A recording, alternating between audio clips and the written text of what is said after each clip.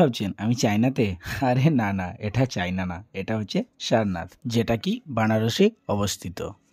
আজকে আমরা যাব সারনাথ, যেটা কি একটা বুদ্ধিস্ট টেম্পল বা বুদ্ধিস্ট জায়গা।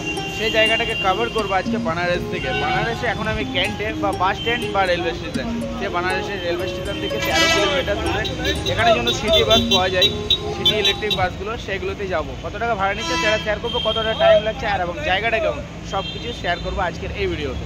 বাসের জন্য অপেক্ষা করতে করতে একটা অটো দাদার সাথে আমার দেখা। অটো দাদা বলে দিল আমাকে যে বাস কত নম্বর যাই সারনাথের জন্য। 107 নম্বর বাস, এই বাস দিয়ে আমরা যাব সারনাথ।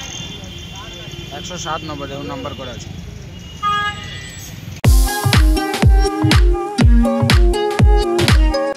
চলো এবার বাসে বসে গেছি, দেখি কতক্ষণ টাইম নেই। 13 কিলোমিটার সামথিং কিছু দেখাচ্ছে, বাট দেখি এবার এটা সিটি রাইড করে যায় তো সিটি বাস, তো ট্রাফিকও থাকে, দেখি কত টাইম লাগে।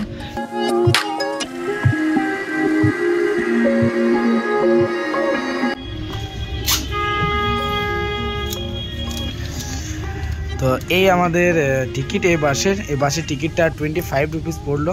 আমি যেহেতু যাবো সারনাথ, তাই এখান থেকে এটা প্রাইস পড়লো 25 রুপিস। ট্রাভেল করার পর যেটা সবচেয়ে বেশি পাই সেটা হলো খিদে।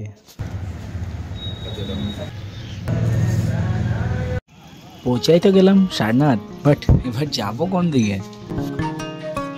আচ্ছা, সারনাথ ঘোরার আগে সারনাথের ব্যাপারে একটু জেনে নিই।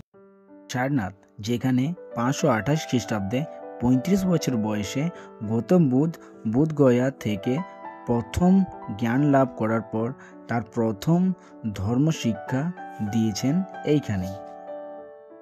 এই ছাড়াও এইখানে বুদ্ধর সঙ্গে তার প্রথম 5 শিষ্যের জ্ঞান অর্জনের ফলে প্রথম অস্তিত্ব লাভ করে। এখানে আপনাদের ঢুকতে গেলে টিকিট নিতে হবে, আর সেটা হবে অনলাইন। গুগল পে, ফোনপে থেকে স্ক্যান করতে হবে, আপনাদেরকে একটা লিঙ্ক প্রোভাইড করা হবে এবং জাম্প করে যাবেন সে ওয়েবসাইটে, যেখান থেকে আপনি টিকিটটা কাটবেন। মাত্র 25 টাকা টিকিট কেটে আমরা ঢুকে গেলাম সারনাথ মিউজিয়ামে। এই মিউজিয়ামে যতগুলো মূর্তি বা সম্পদ আছে সব কটাই ভগবান বুদ্ধের প্রথম ধর্মোপদেশ স্থান থেকে উদ্ধার করা। আর এখানে আপনারা যতগুলো সামান দেখতে পাচ্ছেন বা যতগুলো মূর্তি দেখতে পাচ্ছেন সব কটাই কিন্তু অনেক পুরনো বলা যায়। তাছাড়া দ্য লাইন অফ অশোকা, সেটারও কিন্তু এখানে আপনারা দেখতে পাবেন। যেটার বিস্তারিত জানতে হলে আপনাদেরকে এখানে ভিজিট করতে হবে, অবশ্যই আপনারা ভিজিট করবেন। মানে এখানে এসে পড়ে সিরিয়াসলি বলবো 25 টাকা যে ভাড়া দিয়ে এলাম সেটা কিন্তু বেকার গেল না, কারণ জায়গাটা দেখবার মতো জায়গা।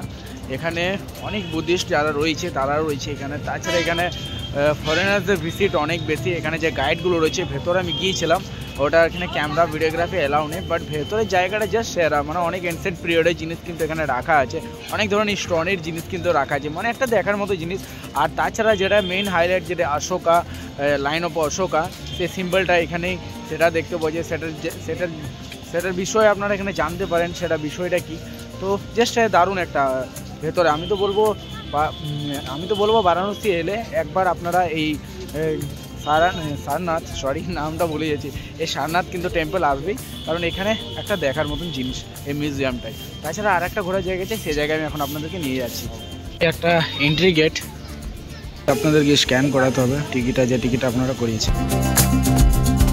এখানেও ঢুকে গেলাম, এটা ওই টিকিটে হয়ে গেল, টিকিটটা আবার স্ক্যান করতে হলো। বাট এখানে কোনো গাইড তো আমার নেই, বাট এই জায়গাটার ব্যাপারে আমি কিছু এতটা এক্সপ্লেন করতে পারবো না, জানি না। আর যতটা জানবো সেটা আমি ভয়েস ওভার আপনাদেরকে মেনশন করে দেবো পরে উইকিপিডিয়া থেকে। এই জায়গাটা কিন্তু ঘুরতে বেশ সেরা লাগছে সকাল সকাল। চলুন আপনাদেরকে দেখাই, এখানে কিন্তু খুব সুন্দর সুন্দর দেখার জিনিস আছে।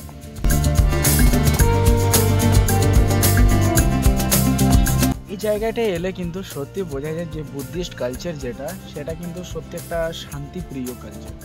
কারণ এখানে আমি যখন থেকে এসেছি সেটা বলবো একদম মনটা শান্তই লাগছে। মিউজিয়ামটা জাস্ট দারুণ ছিল, ওখানে বেশি হাই হুল্লো নেই, ফরেনার্স ভিজিটার অনেক বেশি।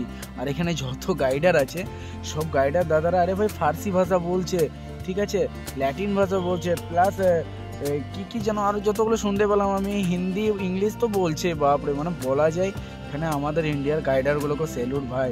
আমরা তখন ভালো করে ইংলিশটাই শিখতে পারিনি, ওরা কী ল্যাঙ্গুয়েজে কিন্তু গাইড দিচ্ছে বাইরের ফরেনার্সদের, তো হ্যাটস অফ তাদের জন্য। চলো জায়গাটা আরও ঘুরি। বৌদ্ধ অনুশীলনের কেন্দ্রবিন্দু ধ্যান হলো মননশীলতা, একাগ্রতা এবং অন্তর্দৃষ্টি বিকাশের একটি মাধ্যম। মন্দির, মঠ এগুলি বৌদ্ধ সংস্কৃতির একটি গুরুত্বপূর্ণ ভূমিকা পালন করে, উপাসনা, শিক্ষা এবং সম্প্রদায় হিসেবে পরিবেশন করে। অনুষ্ঠান এবং উৎসব বৌদ্ধ সংস্কৃতি বিভিন্ন আচার, অনুষ্ঠান এবং উৎসব পালন করে, যেমন ভেসাক বুদ্ধের জীবনে উল্লেখযোগ্য ঘটনাগুলিকে স্মরণ করে।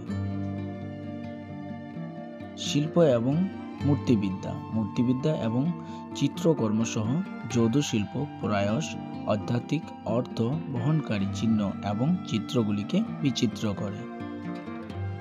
এই জায়গাটাকে এক কথায় এক্সপ্লেন করতে হলে জায়গাটা হচ্ছে পিসফুল। আর অনেক মানুষ পিসফুল জায়গা অনেক পছন্দ করে, যেখানে কি শান্তি একটু থাকে, যেখানে এত হাই হুল্লোড় থাকে না। তো সেরকম জায়গা যদি আপনারা খুঁজছেন, তো আমি বলবো একবার এই সারনাথ যে আছে বুদ্ধিস্ট টেম্পল বা বুদ্ধিস্ট জায়গা, হিস্টোরিক্যাল জায়গা একটা, এখানে অবশ্যই আসুন। আর এবং লাইন অফ অশোকা সেটার ব্যাপারে আরও জানুন। আমি সবার ভিডিওতে জানাচ্ছি না, আপনারা আসুন, নিজে চোখে দেখেন, তাহলে আপনাদেরও ভালো লাগবে। আর এখানে গাইডারদের কথা শুনলে আরও ইমপ্রেসড হয়ে যাবে। ওই দিক থেকে এখন তার অপোজিটে আর একটা মন্দির আছে, সেই দিকে চলে এসেছি। এই জায়গাটাও জাস্ট সেরা। এখানে বুদ্ধিস্ট একটা সবচেয়ে বড় স্ট্যাচু রয়েছে, যেটাকে আপনাদের সঙ্গে শেয়ার করছি, আপনাদেরকে দেখাচ্ছি। দারুণ লাগছে, কিন্তু এখানে বাড়ি যেতে ইচ্ছে করছে না। এখানে যে সবচেয়ে বড় বুদ্ধটা আপনারা দেখতে পাচ্ছেন, এটাকে ব্লেসিং বুদ্ধ বলে। এটার কিন্তু স্ট্যাচুটা অনেক বড় বলা যায়। তো এই স্ট্যাচুটা অ্যাকচুয়ালি নাম হচ্ছে ব্লেসিং বুদ্ধা, এটাকে ব্লেসিং বুদ্ধা বলে।